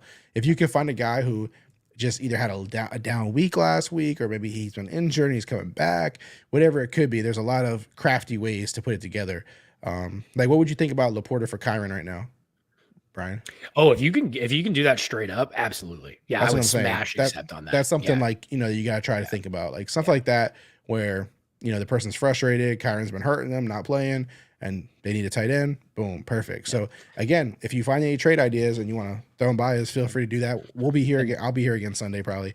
And I then will if you want to just this is a time, like, again, those Josh Jacobs bad performances. Yeah. Like this Stuff is like that. This is a time where you can go, and if you can buy them on the cheap, and there is an argument to be made, like, okay, look at what happened to Mark Andrews, so like it would be good to have Laporta on your bench, but I'd rather go stream my backup tight end, or not carry a backup tight end with Kincaid. Even though, wait, is Buffalo a week 13 bye?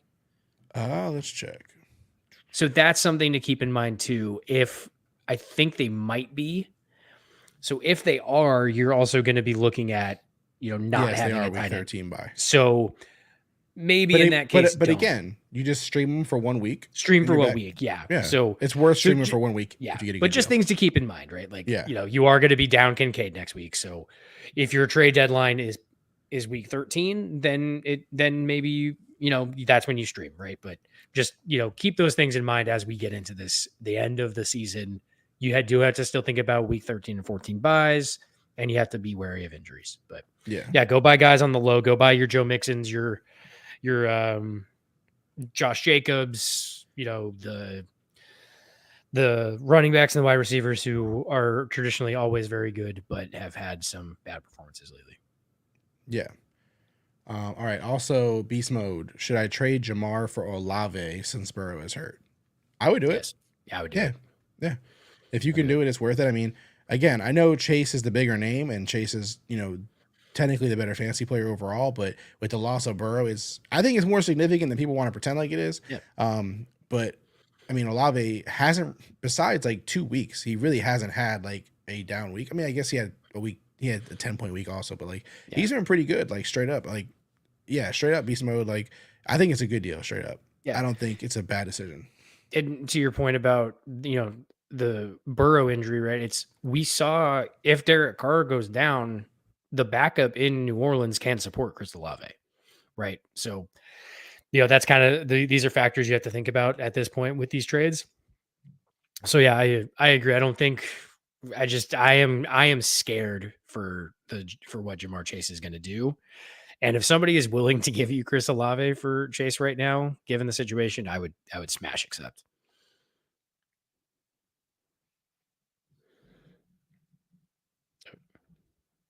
Neil, He said Chase for Stevenson. Yeah, so he was saying, wait, never mind about that one. He said, okay, Chase for Stevenson. That one's closer. That one's not as much of an accept. It's not Ramondre? Ramondre, yeah, that's not as much of a smash. I don't know if I would do that one. Yeah, no, I'm not as crazy about that. I think I would pass on that one. Yeah, Ramondre has been sneaky good. He's been sneaky consistent, but he's not going to get you enough like pop to justify moving Chase for him. Yeah, a lot of ups and downs. Patriots bad are weird. Offense. Bad offense. Yeah, there's just so too much. Bad. Like the offense runs through Ramondre and Zeke right now, but that doesn't mean much. Right. So I think I think I'd pass on that one. Yeah, me too. Which is why he said, wait, never mind, probably. Yeah. All right. Douglas Sears. Hey, guys, appreciate y'all. Need help with the lineup this week. Pick 2 of Deontay, Singletary, Charbonnet, London, Ford, in PPR. And he said Rice is another option for him as well. Okay. We appreciate you as well, Douglas. Thank you for joining us on this Thanksgiving Eve special. So you need help with the lineup this week. Pick 2. There's a lot of interesting names here. Yeah, these are some spicy ones, man. Some of my favorites in here, man. Yeah, I like a lot of these guys this week. So I think Deontay's an easy sit for me. I think Rice is also a sit. So between Singletary, Charbonnet, London, and Ford, I think I would go Singletary and Charbonnet. 2 running backs, eh? Yeah, I think in PPR they're both. Again, look, Charbonnet is the unknown quantity, so you are taking a risk when you start him, but you know kind of what that offense looks like for running backs. But again, the matchup is tough, so you have to take that into consideration. But the workload will be there for Charbonnet. Is Pierce back or no? No, it sounds like he's probably going to miss. But even if he's back, I'm not worried. I think Singletary is the RB1 there now. I don't think it's a question at this point. Singletary has been the only thing that has worked in the run game in Houston this season. So who before the season told everybody to go get Singletary and that Pierce sucks? Who was it? I think that was you. I think that was you. Yeah, I think it was you. Was it me? Was I the genius that said that? I wouldn't say you were a genius. I think you. No, that was you, Neil. That was you. Okay, I was just wondering. You made that call, man. No, it sounded familiar. You know what I mean? Yeah, I bet. Yeah, that echo chamber in your head is really really starting to get loud. Huh? It just sounds familiar. Sounds familiar. I hear you on this too, but like I think if I had to pick two, I kind of like Ford. Ford over Charbonnet. I'm thinking Ford over Charbonnet. I could be crazy, but I think that Ford has been consistent. They rely on him, especially with the loss of Watson. He's playing Denver. Denver, especially the last couple of weeks, have given up a lot of yards to running backs. So I think I would go Ford there over Charbonnet. Okay. So Ford and Singletary for me. Again, London, his team has been a little ugly. They haven't been that great. Quarterback situation is questionable. Yeah. They're playing the Saints. Like Drake London's just been such a huge disappointment. So I'm off of him pretty much entirely. Yeah, and when it comes to Rice, like I like Rashee Rice, and he has been pretty good. But again, he's playing my Raiders, who are underrated on defense. That defense under Pierce looks ridiculously so much better. Right? It is night and day. The Raiders are a completely different team now. Yeah. Douglas said, "Thank you again, team." Of course, man, no problem. Good luck. Let us know, how it goes, how it plays out for you.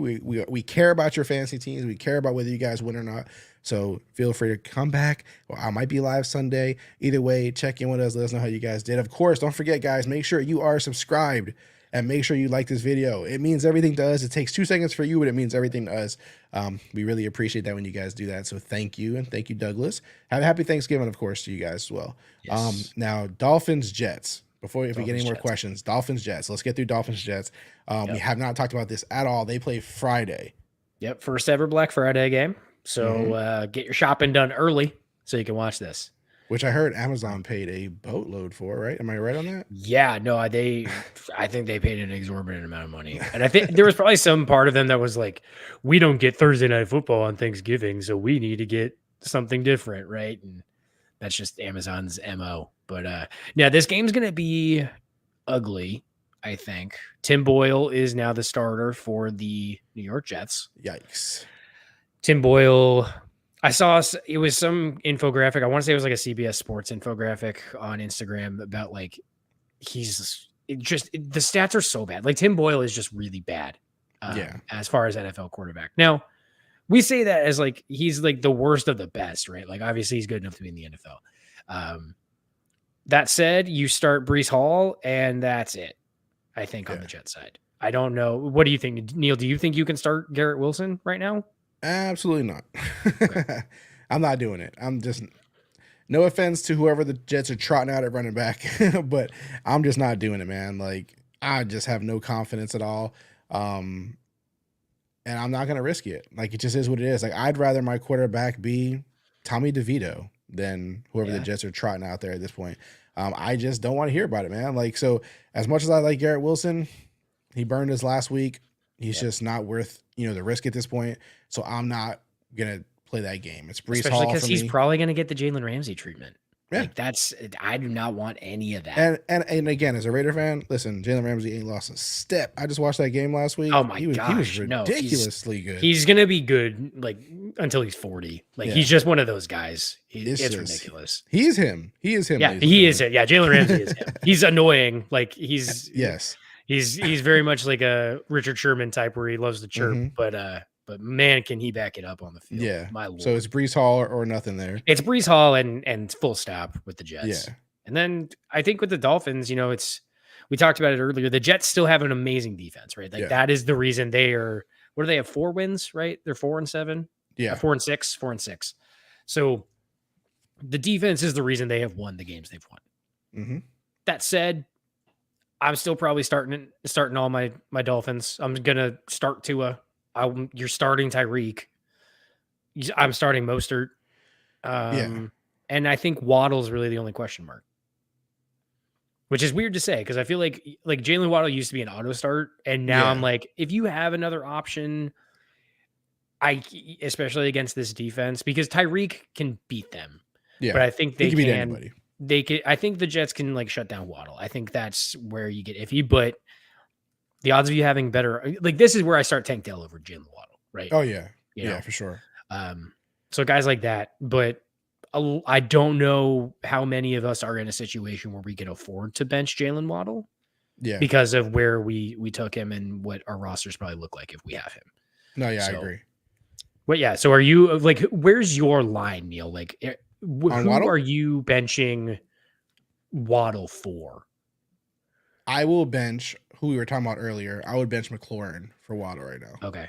Would you start Michael Pittman or Jalen Waddle? Pittman.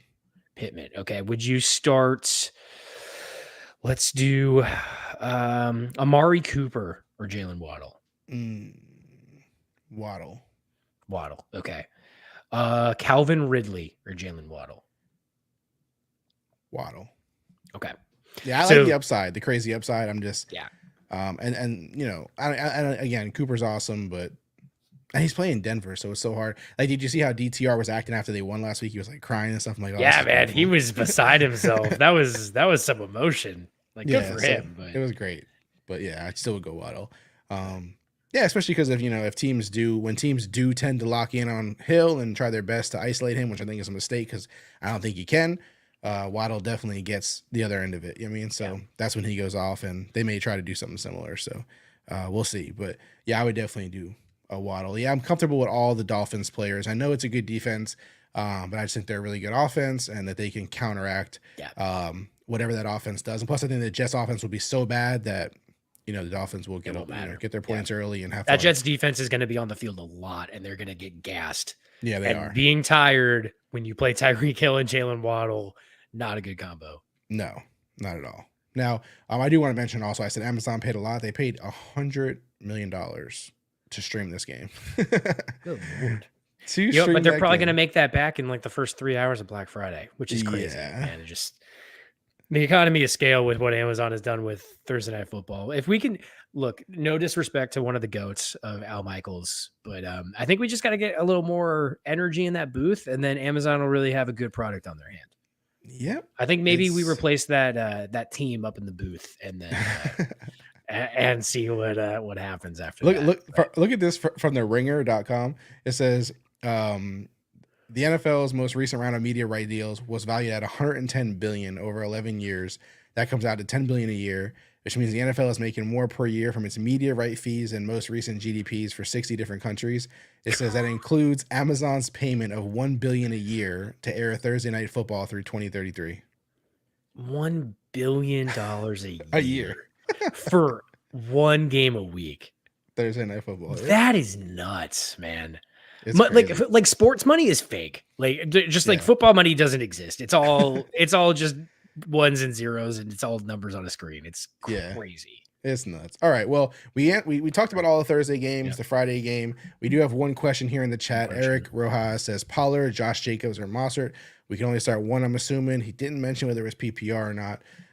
But in my mind, it's always PPR. Yeah. I'm going to say Pollard is my pick. No, I'm just kidding. I was like, damn, okay, wow. That's would you start Mossert against the Jets over Pollard? I wouldn't. Over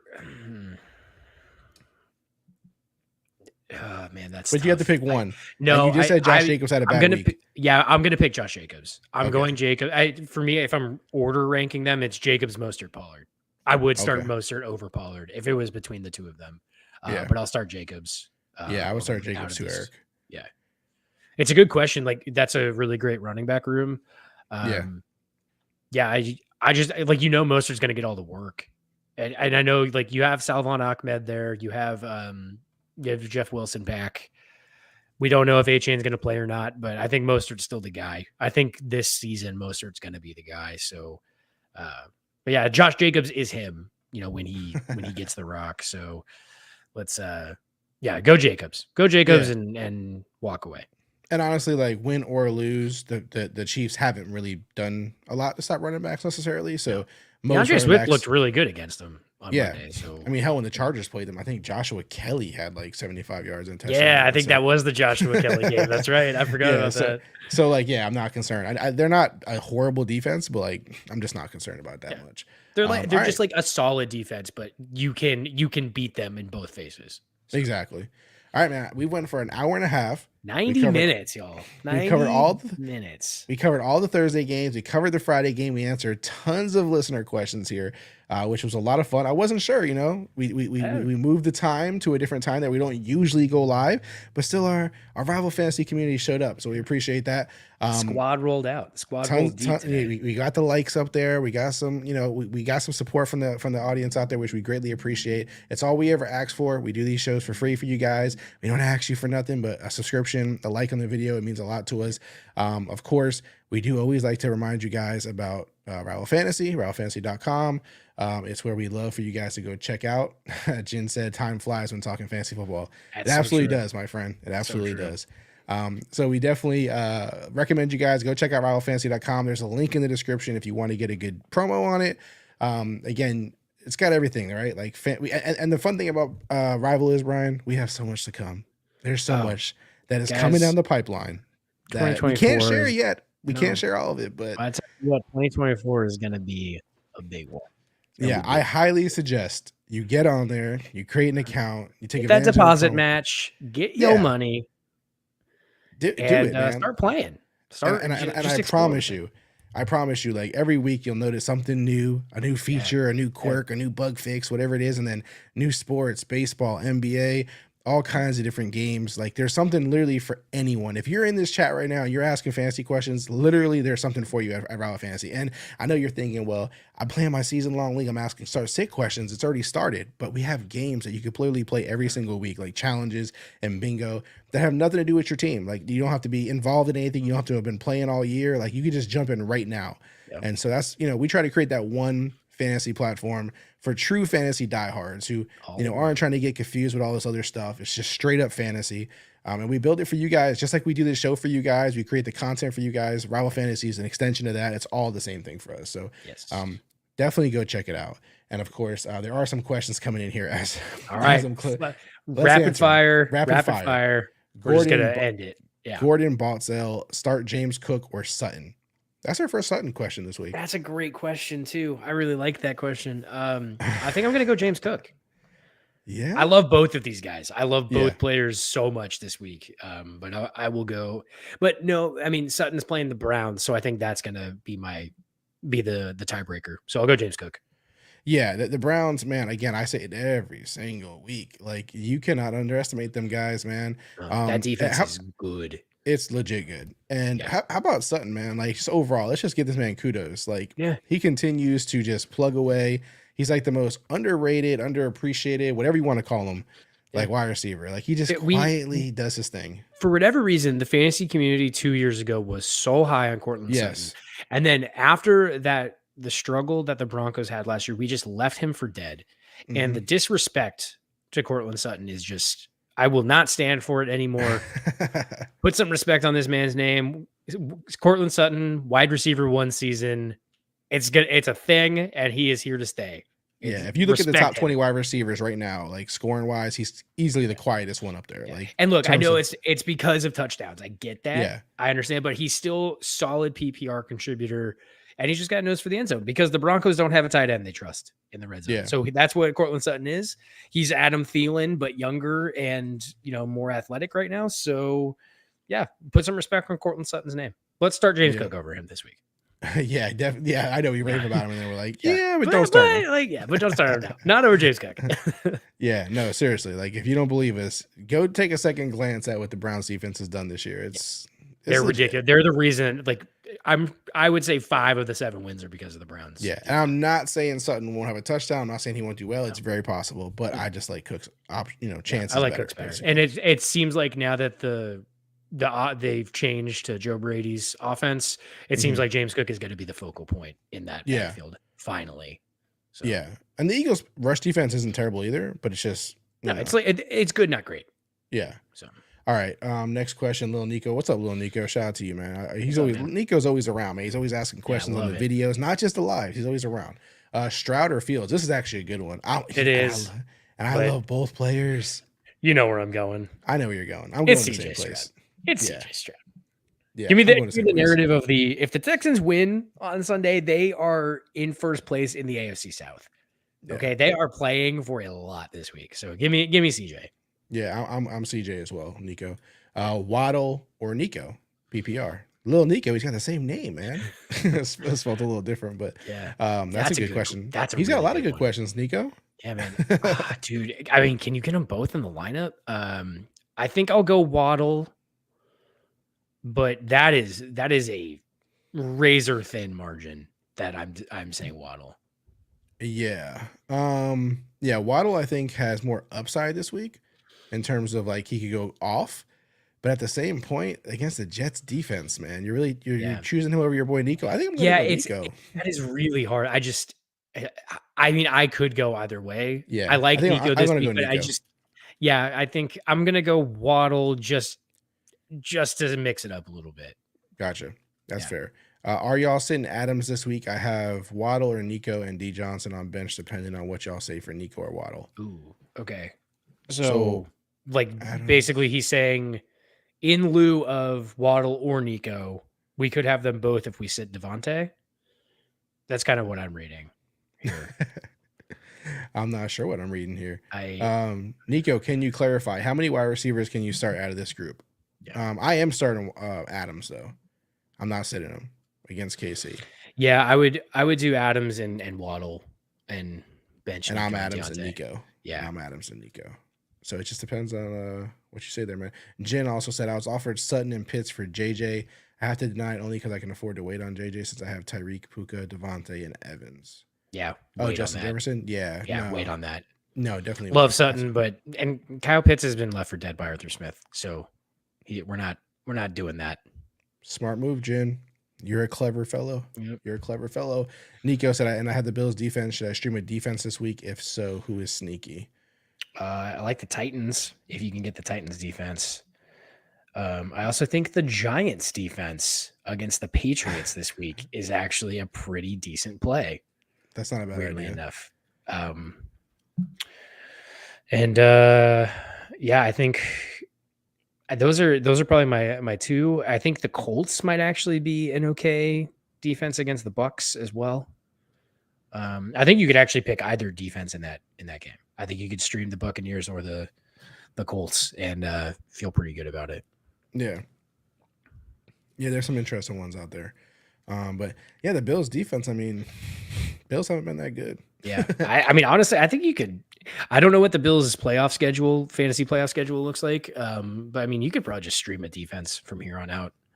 And yeah, like I know they did really good against the Jets, but like it's the Jets. So like it was the Jets. It was Zach Context. Wilson. Context. Yeah. So bad. My God. Gordon also said start Ingram or Dalton Schultz. Schultz. Yeah, I'm a Schultz guy myself. This is coming from an Evan Engram manager. It has not been fun. So go Dalton Schultz.